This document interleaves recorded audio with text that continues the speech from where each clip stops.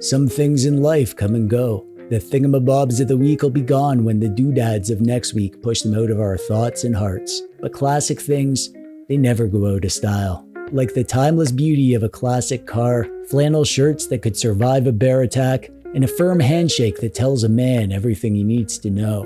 The Retroid Classic is one of those things. Simple, powerful, no nonsense, just like your dad's advice and your grandpa's bourbon. A true modern classic, built to stand the test of time. Hey TechDweeb, did you hear? There's a new thing. Noise.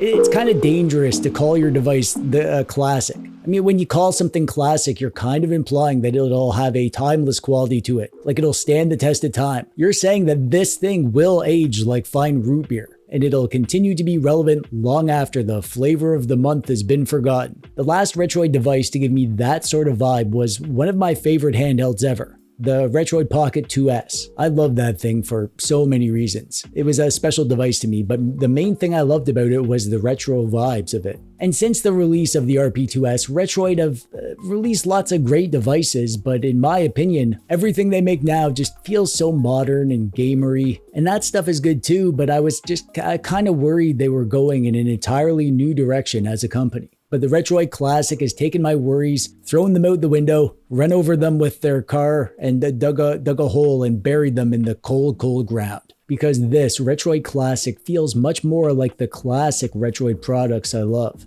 Pun intended. I mean, overall, this thing it really is limited in what it's good for. It kind of narrowly focused, but like what it does well, it does so freaking well. And that stuff is some of my favorite stuff to do. It's weird to say, but I can honestly see this becoming one of my favorite devices ever. We'll see. Don't hold me to that. But it's not going to be for everyone. And maybe it won't be for you. You have to be a real dweeb to appreciate all that the Retroid Classic is. But hey, I am a dweeb. That's what the kids at school used to call me.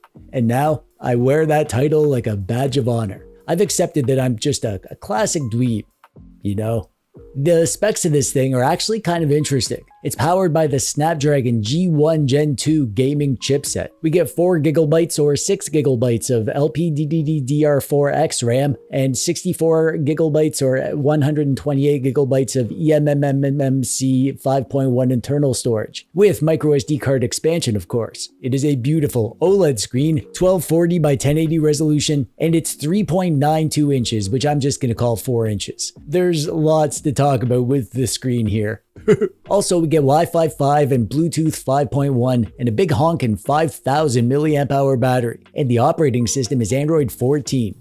Nice. The price is either $120 for the 4 GB of RAM version or $130 for the 6 GB of RAM version. For $10 difference, just go for the 6 GB of RAM version. You also get double the internal storage, which is helpful for Android stuff. However, to be fair, the vast majority of stuff that plays well on here will play just fine on the 4 GB version. So I can't fault you for saving $10 so you can have some money left over to subscribe to TechDweeb on Patreon. I mean, all the cool kids are doing it and you don't want to feel left out, right? So that makes a lot of sense, I think. On the front, we have that big, beautiful 4-inch OLED screen with a retro gray style bezel and a D-pad, Android back and home, start and select. This version that I have here is their special Classic 6 color version, and it has 6 face buttons, but all of their other versions have 4 face buttons. And we'll talk more about buttons in a bit. And down here, we have a front-facing mono speaker, and there are some stylish lines on the design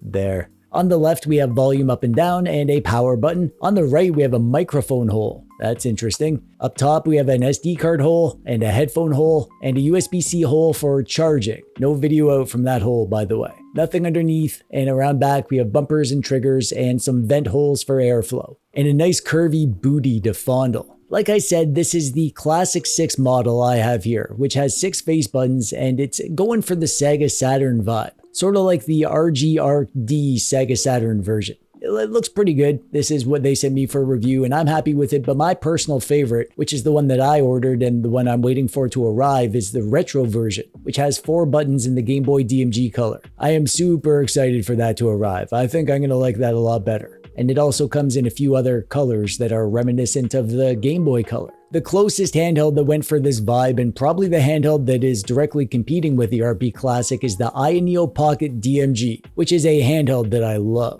These things use the same screen and they're both going for the old school vertical Game Boy vibe. They're both made to primarily play Game Boy and Game Boy Color, I think, but they play lots of other stuff good too, which I'll show you. I play so much on this Pocket DMG, like daily, and it's one of my favorites. However, this thing is really freaking expensive. The white version and the black version are cheaper, but this retro color version I have here is $670. Holy jeez, man. Compare that to the Classic that's only $120. You get more with the Pocket DMG. It's a lot more powerful and it has some fancy stuff about it that the RP Classic doesn't have, like lots of super fast storage and video out and a thumbstick and a little trackpad thing. It is nicer, but considering the main stuff on here that I play is the older stuff, that's why I'm super excited about the RP Classic, because if we can get close to this, but at less than a quarter of the price, I'm here for that all day long. And overall, the RP Classic is just, it's nice. It's a good size to hold and use. I feel a little bit like it's not quite tall enough. I feel like I'm holding it a bit too much with my fingertips rather than with my palms, but that's a pretty minor gripe. Another minor gripe is this hump down here. This is meant to be ergonomic and to go for the Game Boy Color nostalgia, but I would have preferred this to be flat and Game Boy-like, and honestly, I actually feel like this hump is working against the ergonomics rather than helping. Not a big deal by any means, it's still super comfy and usable, but if anyone ever makes a custom back shell without this hump, I'll be the first in line to get one. Overall, the hand feel is pretty good. It feels light, but a bit hollow. Nice plastic, but not crazy premium or anything. It feels really nice for the price, is how I describe it. Nice for the price. Nice for the price. Nice for the price. Nice for the price. Nice for the price. Nice for the price.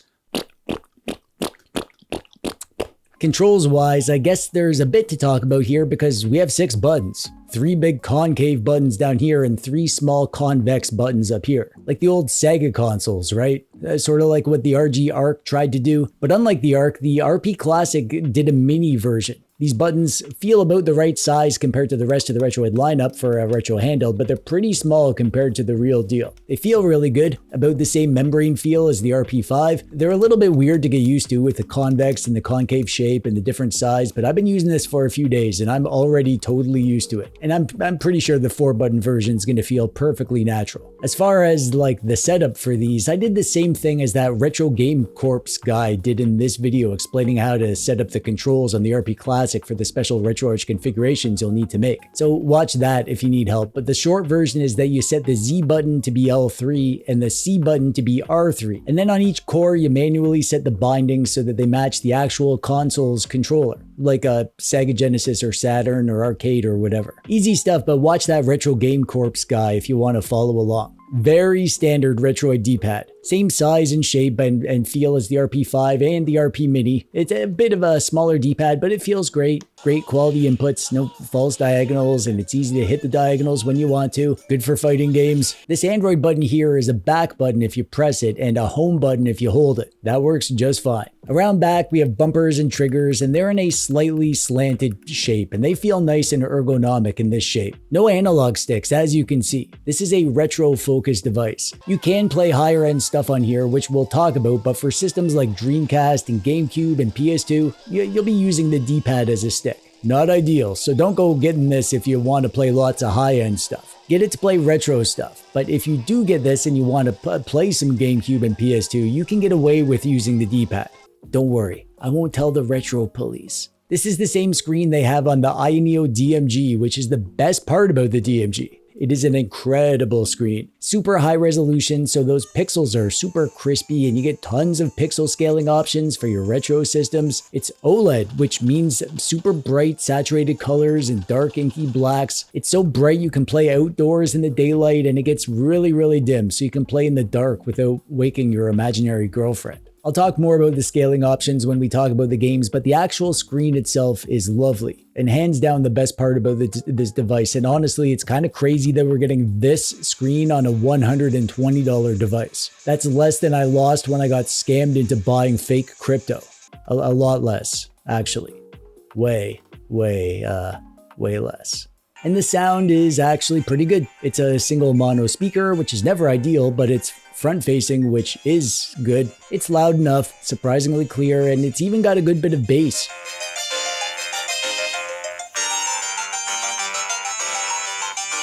I mean, it's not high-end stereo levels of bass, but enough that it doesn't sound like a dying Tamagotchi. I'd happily use this to rock out to the tunes of Blades of Vengeance while eating cold pizza at 2 a.m. I can confirm through first-hand experience that it's real good for that. As always, there's not much to talk about with the system. Standard Retroid stuff. I set this up the way that I set up all my doodads, which is that I use Nova Launcher as my Android front end, and I have ESDE as my emulation front end, and I have RetroArch installed and configured the way I like it for the older stuff, and I have standalone emulators for GameCube and PS2 and 3DS and PSP. And I made a guide of how to do that and do it like I do. One thing that I like about Android is that it lets me do screen recording. I can also connect up Bluetooth headphones and that works great. And every now and then I need to look something up like a walkthrough or how to do something, and I can do that by switching over to Chrome. Or maybe I'll listen to music while I play. Android is great for multitasking, but the best part about Android is the sleep mode. And you can leave your device on and put it to sleep and it'll barely touch the battery. It can stay like that for days and days. And then at any time with a single push of a button, boop, your device is awake and you're literally right where you left off. And when it comes to gaming, let's get this out of the way right off the start. This is not the best device for high-end stuff like GameCube or PS2 or Dreamcast or PSP or even N64. Not because it can't run them, it totally can. I got a bunch of GameCube and PS2 working surprisingly well. Almost everything I threw at it ran fine, lots of it even on the low power mode. But do I want to play those on here? Not really. No sticks, a squarish screen, and you'll need to remap the stick as the D-pad for most games, and that's just awkward. If higher-end retro games are your jam, then grab something like the RP5 instead of this. Where the RP Classic shines is the older retro stuff. This thing is a Game Boy, Game Boy Color, and Neo Geo Pocket dream machine. The screen is so pixel dense and gorgeous, CRT and LCD shaders look amazing, and it nails that cozy nostalgia vibe. And Nintendo and Super Nintendo run at proper 8x7 with integer scaling and overscan. It crops a few pixels off the edge, but who cares? The game that I used to test this is Arcana because the interface has a little border around the edge, and you can nearly see the entire border here, so practically nothing is cut off. So yeah, we're good here. Nintendo DS games are actually pretty good here too, thanks to the vertical space and the fact that we have a touchscreen, and shoot 'em up games. Heck yeah, they pop on a square screen and they don't need any weird device rotating gymnastics to play them. Even Sega Saturn's great here, especially with this 6-button version. Saturn didn't have analog sticks, so it's a good fit. You can play most games in the Beetle Saturn core and they run well. And everything should run in the Yaba Sanshiro core. I didn't test everything, but I got great performance for everything I did test, nothing I couldn't play, and I think you can safely get this to enjoy a ton of Sega Saturn, if not all of it. My Ioneo DMG is one of my most played devices, and that thing can handle everything you could ever want to throw at it, but honestly, the stuff I play on there is the retro stuff. And considering that's my favorite of the stuffs, I'm super happy that the RP Classic does that stuff so well. So if it's not obvious by now what I think about the RP Classic, I am over the pixelated moon in love with this thing. I know, I always love everything, which may be a fault of mine, but the Pocket DMG is legit one of my most played devices, and the RP Classic is like a cheaper, budgety version of the DMG. And here's the thing, honestly, I think I prefer it. It's smaller, cuter, more streamlined, and it ditches the sticks and that weird little trackpad that I never touch. The controls are a bit better on the DMG, but they're almost as good on the Classic. I like the RP5 for power. I'll play higher end stuff on that, but that's only a fraction of the stuff I like to play. For the really old retro stuff, I want the Game Boy of my dreams. The perfect Game Boy that young TechDweeb always dreamed about. It just screams nostalgia machine and softly whispers, remember Saturday mornings in 1991. And at the start of the video, I implied that it's dangerous to call your device a classic, because if it's just the flavor of the month, it's no timeless classic, right? But I think Retroid did so well here that, yeah, I'm gonna give this to them. This deserves the title of the classic. It's early to say it, and I reserve the right to change my mind later, but this might be the device of the year for me. Or my life, I don't know. I'm emotional right now. And that's kind of it. I'd love to do more content on this thing, so just let me know what sorts of videos you'd like to see. If you like what you see, you should get one using the link below, and if you don't, then you shouldn't. But at the very least, you should click the thumbs up button if you like the video. And if you didn't, then you shouldn't. That'll do it for me for today. I'm TechDweeb, thanks for watching, bye-bye. Nice for the price. Nice for the price. Nice for the price. Nice for the price. Nice for the price. Nice for the price. Nice for the price. Nice for the price. Nice for the price. Nice for the price.